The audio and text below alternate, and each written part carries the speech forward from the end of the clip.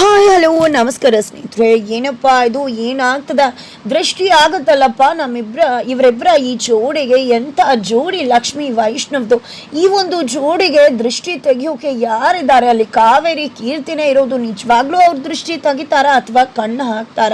ಹತ್ತಿರ ಕಣ್ಣು ಯಾವಾಗಲೂ ಕೂಡ ಅವ್ರ ಮೇಲೇನೆ ಇರುತ್ತೆ. ಆಗಿದ್ರೆ ಏನಪ್ಪ ಆಗೋಯ್ತು? ಏನಾಗ್ತದ? ಈ ಕಡೆ ಕಾಂಪಿಟೇಷನ್ ಅಲ್ಲಿ ಕೀರ್ತಿ ಮಾಡ್ತಿರೋ ಅವಾಂತರ ಏನು? ಇದೆಲ್ಲವನ್ನ ಕೂಡ ತಿಳ್ಕೊಬೇಕು ಅಂದ್ರೆ ಈಗಲೇ ನಮ್ಮ ಈ ಚಾನಲ್ನ ಸಬ್ಸ್ಕ್ರೈಬ್ ಮಾಡಿ, ಹಾಗೆ ಒಂದು ವಿಡಿಯೋವನ್ನ ಪೂರ್ತಿಯಾಗಿ ನೋಡಿ. ಇಲ್ಲಿ ವೈಷ್ಣವ್ ಮತ್ತೆ ಕೀರ್ತಿ ಇಬ್ರು ಕೂಡ ಜಗಳ ಮಾಡ್ಕೋತಾರೆ. ಫೈನಲಿ ಲಕ್ಷ್ಮಿ ಅವರು ಆ ದಡದಲ್ಲಿರೋಕೆ ಕೀರ್ತಿನೇ ಕಾರಣ ಅಂತ ವೈಷ್ಣವ್ ಅನ್ಕೋತಾನೆ. ಫೈನಲಿ ಲಕ್ಷ್ಮಿ ಮತ್ತೆ ಕಾವೇರಿ ಅವರು ಇಲ್ಲಿಗೆ ಬಂದೇ ಬಿಡ್ತಾರೆ. ಜೊತೆಗೆ ಈ ಕಡೆ ಲಕ್ಷ್ಮಿನ ನೋಡಿ ಶಾಕ್ ಆಗುತ್ತೆ, ತನಗೋಸ್ಕರ ತೆಪ್ಪ ಉಡ್ಸ್ಕೊಂಡು ಬಂದಿದ್ದಾರೆ ಅಂತ. ನಂತರ ಕಾವೇರಿ ಕೀರ್ತಿ ಅಲ್ಲಿಂದ ಹೋಗಬೇಕು ಅಂದ್ಕೊಂಡ್ರೆ ಇಲ್ಲಿ ಲಕ್ಷ್ಮಿ ಯಾವುದೇ ಕಾರಣಕ್ಕೂ ಹೋಗಬೇಡಿ, ನಾವೇನು ಪ್ರೈವಸಿಗೋಸ್ಕರ ಇಲ್ಲಿಗೆ ಬರಲಿಲ್ಲ, ಸೇಫ್ಟಿ ಮುಖ್ಯ, ಇಲ್ಲಿ ಹೋಗೋದು ಬೇಡ, ಈಗ ತಾನೇ ತುಂಬ ರಿಸ್ಕ್ ತೊಗೊಂಡು ಬಂದಿದ್ದೀವಿ, ತುಂಬ ಅಪಾಯ ಇದೆ ಅಂತ ಹೇಳಿ ಅವ್ರನ್ನ ಕೂಡ ಅಲ್ಲೇ ಉಳಿಸ್ಕೋತಾರೆ.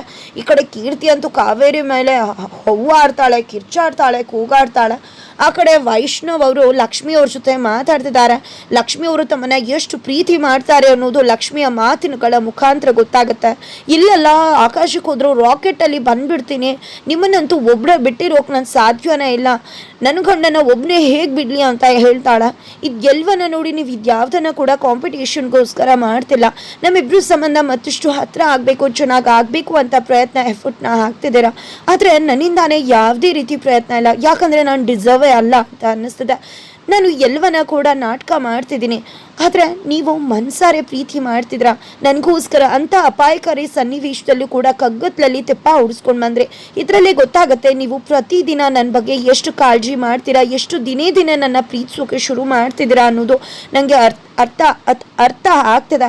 ಆದರೆ ಏನು ಮಾಡಲಿ, ನಾನು ನಿಮ್ಮ ಹತ್ರ ಸುಳ್ಳನ್ನು ಮುಚ್ಚಿಟ್ಟಿದ್ದೀನಿ. ಈ ಸುಳ್ಳನ್ನು ಮುಚ್ಚಿಟ್ಟು ಈ ಪ್ರೀತಿಗೆ ಮೋಸ ಮಾಡೋಕೆ ನನ್ನಿಂದ ಆಗ್ತಿಲ್ಲ. ಹಾಗಾಗಿ ನಿಜ ಹೇಳಬೇಕು ಅಂದ್ಕೊಂಡಿದ್ದೀನಿ. ನನ್ನ ಪ್ರೀತಿ ಯಾರು ಅನ್ನೋದು ಗೊತ್ತಾದರೆ ನೀವು ಹೀಗೆ ರಿಯಾಕ್ಟ್ ಮಾಡ್ತೀರಾ ಅಂತ ಹೇಳಿ ಸತ್ಯ ಹೇಳೋಕೆ ಹೊರಟ್ರೆ ಆಲ್ರೆಡಿ ಲಕ್ಷ್ಮಿ ನಿದ್ರಾಗೆ ಜಾರ್ಬಿಟ್ಟಿದ್ದಾಳೆ. ಏನಪ್ಪ ಇದು ಸತ್ಯ ಹೇಳೋಣ ಅಂತ ಅಂದ್ಕೊಂಡ್ರೆ ಯಾವಾಗಲೂ ಕೂಡ ಇದೇ ರೀತಿ ಅಡೆತಡೆ ಬರುತ್ತಲ್ಲ ಅಂತ ಅನ್ಕೋತಾರೆ. ನಂತರ ಈ ಕಡೆ ಬೆಳಗ್ಗೆ ಆಗುತ್ತೆ. ಬೆಳಗ್ಗೆ ಆಗ್ತಿದ್ದಾಗೆ ಆಲ್ರೆಡಿ ಇಲ್ಲಿ ಲಕ್ಷ್ಮಿ ರೆಡಿ ಆಗಿದ್ದಾಳೆ. ಈ ಕಡೆ ವೈಷ್ಣವ್ ಅಂತೂ ಬೀದಿಲಿ ನಿಂತ್ಕೊಂಡು ಹೇಗಪ್ಪ ಸ್ನಾನ ಮಾಡಲಿ ಅಂತ ಯೋಚನೆ ಮಾಡ್ತಿದ್ದಾನೆ. ಅದಕ್ಕೆ ಕಾರಣ ಈ ಕಡೆ ತಾತ ಬಂದಿದ್ದೆ, ಹೊರಗಡೆ ಸ್ನಾನ ಮಾಡಬೇಕು, ಎಣ್ಣೆ ಹಚ್ಕೊಂಡಿದ್ಯಾ, ಪೌಡರ್ ಹಾಕೊಂಡು ಸ್ನಾನ ಮಾಡು ಅದಕ್ಕೆ ಹೇಳಿ ಕೊಟ್ಟು ಹೋಗಿದ್ರೆ, ಈ ಕಡೆ ಲಕ್ಷ್ಮಿ ಬಂದು ಏನ್ರಿ ಇನ್ನೂ ಸ್ನಾನ ಮಾಡಲಿಲ್ವಾ ಅಂದಾಗ ನೀವೇನು ಹೋಗಿ ಬಾತ್ರೂಮಲ್ಲಿ ಮಾಡ್ಕೊಂಡು ಬಂದ್ಬಿಟ್ರಿ, ಆದರೆ ನಾನೇನು ಮಾಡಬೇಕು ಈ ಬೀದಿಲಿ ಮಾಡೋದಾ? ನನಗೆ ಹಳ್ಳಿಲಿ ಈ ರೀತಿ ಫೆಸಿಲಿಟಿ ಇದ್ದಿದ್ರೆ ನಾನು ಬರ್ತಾನೆ ಇರಲಿಲ್ಲ, ಒಂದು 4 ಗರಿನಾರು ಹಾಕ್ಬೇಕಲ್ವಾ, ಹೀಗೆ ಮಾಡೋದು ನಿಮ್ಮ ಮುಂದೆನೇ ಬರೋಕ್ಕೆ ನಾಚ್ಕೋತೀನಿ, ಇನ್ನು ಈ ಜನಗಳ ಮುಂದೆ ಹೇಗಪ್ಪ ಮಾಡಲಿ ಅಂದಾಗ ಇಲ್ಲಿರೋದೇ ಈ ರೀತಿ ಫೆಸಿಲಿಟಿ. ಏನು ಗಂಡ್ಮಕ್ಳು ಎಲ್ಲಿ ಬೇಕಿದ್ರು ಸ್ನಾನ ಮಾಡ್ಬೋದು, ನಮ್ಮ ಭಟ್ರೆ ಹೇಳಿಲ್ವಾ ಹಾಡಲ್ಲಿ ಅಂತ ಲಕ್ಷ್ಮಿ ಹೇಳ್ತಿದ್ದಾಳೆ. ಜೊತೆಗೆ ಈ ಪೌಡರ್ ಏನಿದು ಅಂದಾಗ ತಾತ ಕೊಟ್ಟು ಹೋದ್ರು, ಇದನ್ನು ಹಾಕೊಂಡು ಮಾಡ್ಬೇಕಂತ ಗುಟ್ಟ ಅಂತ ಕುಟ್ಕೊಂಡ್ಬಿಡೋಣ ಅನ್ಸುತ್ತೆ ಅಂದಾಗ ಇದು ತಲೆಗೆ ಹಾಕೊಳ್ಳೋದು ಜಿಡ್ಡಿದೆ ಅಲ್ವಾ, ಅದಕ್ಕೋಸ್ಕರ ತಾತ ಕೊಟ್ಟಿದ್ದಾರೆ. ಯಾರು ಗೊತ್ತು ತಾತ ಕೊಟ್ಟಿದ್ದಾರೆ ಅಂದಮೇಲೆ ಇದಕ್ಕೂ ಟಾಸ್ಕ್ ಇರ್ಬೋದು. ಆಮೇಲೆ ಮಾರ್ಕ್ಸ್ ಕಡಿಮೆ ಆಗಿಬಿಟ್ರೆ ಯಾವುದೇ ಕಾರಣಕ್ಕೂ ನಮಗೆ ಮಾರ್ಕ್ಸ್ ಕಡಿಮೆ ಆಗಬಾರ್ದು, ನಾವೇ ಗೆಲ್ಲಬೇಕು. ನಿಮಗೆ ಬಿಟ್ಟರೆ ಇದನ್ನು ಕುಟ್ಕೊಂಡ್ಬಿಡ್ತೀರ, ನನಗಿರೋದೇ ಬಬ್ಗಂಡ, ಸಾಯಿಸ್ಕೊಂಡ್ಬಿಡ್ಲಾ ನಾನು, ಕುತ್ಕೊಳ್ಳಿ ನಾನೇ ನಿಮ್ಗೆ ಸ್ನಾನ ಮಾಡಿಸ್ತೀನಿ ಅಂತ ಹೇಳಿ ಕೂರಿಸ್ತಿದ್ದಾಳೆ. ನಂತರ ಈ ಕಡೆ ಬಿಸಿ ಬಿಸಿ ನೀರು, ಏನ್ರಿ ಇಷ್ಟೊಂದು ಬಿಸಿ, ನನ್ನ ಚರ್ಮನೇ ಕಿತ್ಕೊಂಡು ಬಂದ್ಬಿಡುತ್ತೆ ಅಂದಾಗ ಏನ್ರಿ ಚರ್ಮ ಏನೂ ಕಿತ್ಕೊಂಡು ಬರಲ್ಲ, ಬಿಸಿನೀರು ಸ್ನಾನನೇ ಎಣ್ಣೆ ತೊಳೆಯೋದಕ್ಕೆ ತುಂಬಾ ಮುಖ್ಯ, ಸ್ವಲ್ಪ ಅಡ್ಜಸ್ಟ್ ಮಾಡ್ಕೊಳ್ಳಿ ಎಲ್ಲ ಸರಿ ಹೋಗುತ್ತೆ. ಬಿಸಿ ಬಿಸಿ ನೀರು ಬಿಟ್ರೆ ನಮ್ಮ ಮಲೆನಾಡಿನಲ್ಲಿ ಯಾವ ರೀತಿ ಬಿಸಿನೀರು ಸ್ನಾನ ಮಾಡ್ತಾರೆ ಗೊತ್ತಾ? ನೀವು ಓದಿದ್ರ ನಮ್ಮ ಕುವೆಂಪು ಅವ್ರು ಬರೆದಿರೋ ಪುಸ್ತಕನ ಅಂದಾಗ ನನ್ನ ಮುಖ ಕಾಣಿಸುತ್ತಾ ಪುಸ್ತಕ ಓದೋ ರೀತಿ ಅಂದಾಗ ಒಂದು ಪುಸ್ತಕದಲ್ಲಿ ಎಷ್ಟು ಚೆನ್ನಾಗಿ ಬರೆದಿದ್ದಾರೆ ಗೊತ್ತಾ, ಎಣ್ಣೆ ನೀರಿನ ಸ್ನಾನ ಹೇಗಿರಬೇಕು ಅಂತ. ಅದು ಎಣ್ಣೆ ನೀರಿನ ಸ್ನಾನ ಅಂದರೆ ಇದು ಮಾಮೂಲಿ ಸ್ನಾನ, ಸುಮ್ಮನೆ ಸ್ನಾನ ಮಾಡ್ರಿ ಅಂತ ಹೇಳ್ತಿದ್ದಾಳೆ. ಜೊತೆಗೆ ಈ ಕಡೆ ಏನು ಸ್ಕಿನ್ ಕಿತ್ತಾಕಿರೋ ಕೋಳಿ ಥರ ಮಾಡ್ತಿದ್ದೀರಲ್ಲ ನನ್ನ ಅಂತ ಹೇಳಿದಕ್ಕೆ, ಕೋಳಿನ ಆಗಿದ್ರೆ ನೀವು ಯಾವಾಗ್ರಿ ತಿಂದಿದ್ರಿ ಅಂದಾಗ ಇದೆಲ್ಲ ಮುಖ್ಯನೇನ್ರಿ, ಈಗ ಸುಮ್ಮನೆ ಬಿಡ್ರಿ, ನನ್ನ ಕಾಟ ಸಹಿಸೋಕೆ ಆಗ್ತಿಲ್ಲ ಅಂತ ಹೇಳ್ತಿದ್ದಾರೆ. ಫೈನಲಿ ಈ ಕಡೆ ಇಬ್ರು ಕೂಡ ಮುದ್ದು ಪೆದ್ದು ಜೋಡಿಯಾಗಿ ಈ ಕಡೆ ವೈಷ್ಣವ್ನ ಸ್ನಾನ ಮಾಡಿಸೇ ಬಿಡ್ತಾಳೆ ಈ ಕಡೆ ಲಕ್ಷ್ಮಿ. ನಂತರ ಇಬ್ರು ಕೂಡ ಸುಪ್ಪವಾಗಿ ರೆಡಿ ಆಗಿದ್ದಾರೆ. ಈ ಕಡೆ ಕೀರ್ತಿನ ಕಾವೇರಿಯವರು ಸುಮ್ಮನೆ ವಿನಾಕಾರಣ ಕೀರ್ತಿ ಯಾವುದೇ ರೀತಿಯಲ್ಲೂ ತೊಂದರೆ ಮಾಡಬೇಡಮ್ಮ, ಅರ್ಥ ಮಾಡ್ಕೊ, ಸ್ವಲ್ಪ ಯೋಚನೆ ಮಾಡು, ಇನ್ನೊಂದು ಏನೋ ಕಿತಾಪತಿ ಮಾಡ್ಕೋಬೇಡ, ಸ್ವಲ್ಪ ಪೇಷನ್ಸ್ ಎಲ್ಲಿ ಅಂತ ಹೇಳ್ತಿದ್ರೆ ಯಾವುದೇ ಕಾರಣಕ್ಕೂ ಇವತ್ತಿನ ಕಾಂಪಿಟೇಷನಲ್ಲಿ ವೈಷ್ಣು ಮತ್ತು ಲಕ್ಷ್ಮಿ ಗೆಲ್ಲೋದಕ್ಕೆ ನಾನು ಬಿಡುವುದಿಲ್ಲ, ಗೆಲ್ಲುವುದು ಇಲ್ಲ ಅಂತ ಹೇಳಿ ಹೋಗ್ತಿದ್ದಾಳೆ. ನಂತರ ಈ ಕಡೆ ವೈಷ್ಣು ಪೇಟ ಹಾಕೊಂಡು ಬರ್ತಾ ಇದ್ರೆ ಆ ಕಡೆ ಕಚ್ಚೆ ರೀತಿ ಸಾರಿ ಹುಡ್ಕೊಂಡು ಬರ್ತಿದ್ದಾಳೆ ನಮ್ಮೆಲ್ಲರ ಮುದ್ದು ಹಳ್ಳಿ ಹೆಣ್ಮಗಳು, ಹಳ್ಳಿ ಸ್ಟೈಲ್ನಲ್ಲಿ ಲಕ್ಷ್ಮಿ. ಈ ಕಡೆ ಹಳ್ಳಿ ಬೊಂಬೆ ಹಾಗೆ ಕಾಣಿಸ್ತಿರೋ ಲಕ್ಷ್ಮಿನ ನೋಡಿದ್ದೆ ಪೇಟ ಧರಿಸಿರೋ ನಮ್ಮ ಪೇಟೆಗಾರ. ಈ ಕಡೆ ಫ್ಲಾಟ್ ಆಗಿ ಹಾಗೆ ಪಾಳೆಗಾರನಾಗಿ ಫ್ಲಾಟ್ ಆಗಿ ಕ್ಲೀನ್ ಬೋಲ್ಡ್ ಆಗ್ತಿದ್ದಾರೆ ಲಕ್ಷ್ಮಿಗೆ.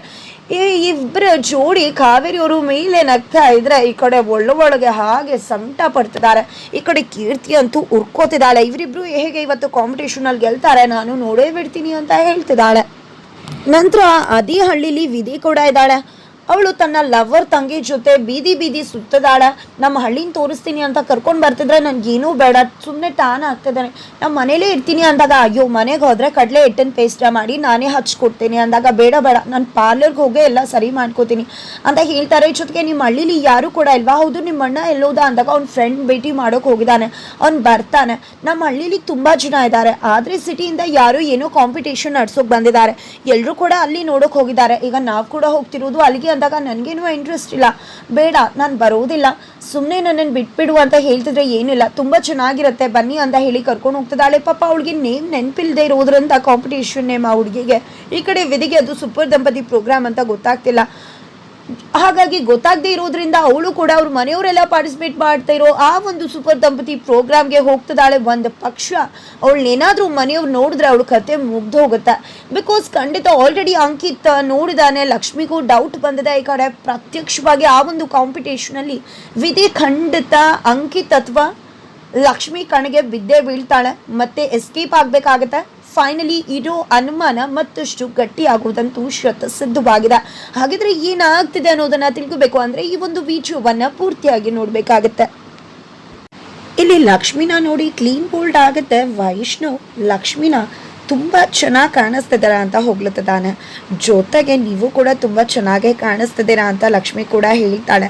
ನಂತರ ದೃಷ್ಟಿ ತಾಗಬಾರ್ದು, ಇಬ್ರು ಕೂಡ ತುಂಬ ಮುದ್ದಾಗಿ ಕಾಣಿಸ್ತಿದ್ದೀರಾ ಅಂತ ಜೀತಾತ ಹೇಳ್ತಾರೆ. ನಂತರ ಈ ಕಡೆ ಲಕ್ಷ್ಮಿಗೋಸ್ಕರ ಬಳೆಗಳನ್ನ ಗಿಫ್ಟ್ ಕೊಡ್ತಿದ್ದಾನೆ ಈ ಕಡೆ ವೈಷ್ಣು.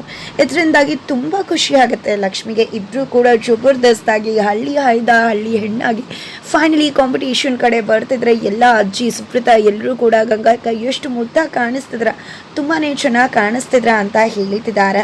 ನಂತರ ಈ ಕಡೆ ಕಾಂಪಿಟೇಷನ್ ಶುರು ಆಗತ್ತೆ. ಈ ಕಡೆ ಕೀರ್ತಿ ಕಾಂಪಿಟೇಷನ್ ರೂಲ್ಸ್ನ ಹೇಳ್ತಿದ್ದಾಳೆ. ಇವಾಗ ಒಂದು ಕಾಂಪಿಟೇಷನ್ ಇದೆ, ಗಂಡ ಹೆಂಡತಿ ನಡುವೆ ಹೀಗೆ ಅಂಡರ್ಸ್ಟ್ಯಾಂಡಿಂಗ್ ಇದೆ ಅಂತ ಹೇಳೋದು.